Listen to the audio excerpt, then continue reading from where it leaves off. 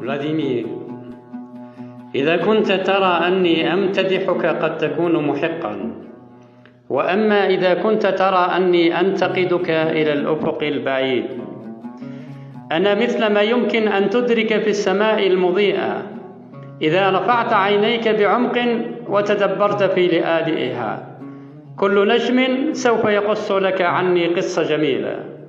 الحياة لم تجعلني منجرا أمام مطباتها. إذا كنت أكبر من الكرملين حقا كنت كذلك، كان لك أن تستقبلني على القمر أو المشتري. ماذا يعني التوبيخ وما معنى الثناء؟ ماذا يعني الذكاء وماذا يعني الغباء؟ ماذا يعني الفقر وماذا يعني الغنى؟ تلك الظواهر في الحقيقة لا تعني شيئا. هل يمكن أن نعتقد أن لا شيء يستحق العناء؟ الصراخ والدموع، السعادة أم الأسى؟ ماذا يعني اليأس وماذا يعني الأمل؟ ماذا يعني الصحيح وماذا يعني الخطأ؟ ما تعني السماء فوق والأرض في الأسفل؟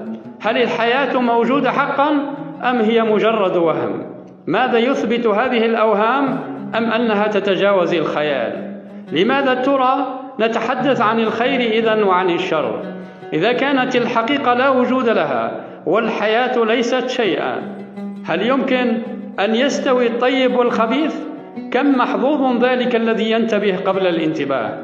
أنا لا أمتدحك ولا أنتقص من قدرك، لست أخرقا، العالم ليس بريئا ولا ملائكيا. فلاديمير، بأي اسم تريد أن أناديك؟ بما ترى كان أقرباؤك ينادونك؟ إذا التقيت بك فلا يعني أني سأكون خالدا، وإذا لم يكتب لنا اللقاء فلا يعني أني سأموت. سأقص عليك بوتين قصصا منها بشعة وأخرى جميلة. من هو الإسكندر الأكبر ومن هو جوليوس القيصر؟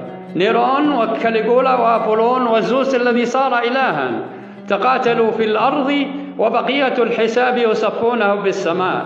شارلمان وقلب الأسد ونابليون الذي سئم منه فرسه رماه وانفجر بالضحك على حماقة البشر.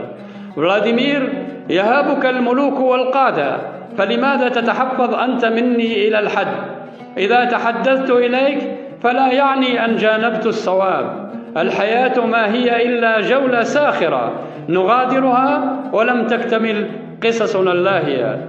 تهزأ منا الطيور الجارحة في السماء وديدان الأرض تقول ما أغبى البشر.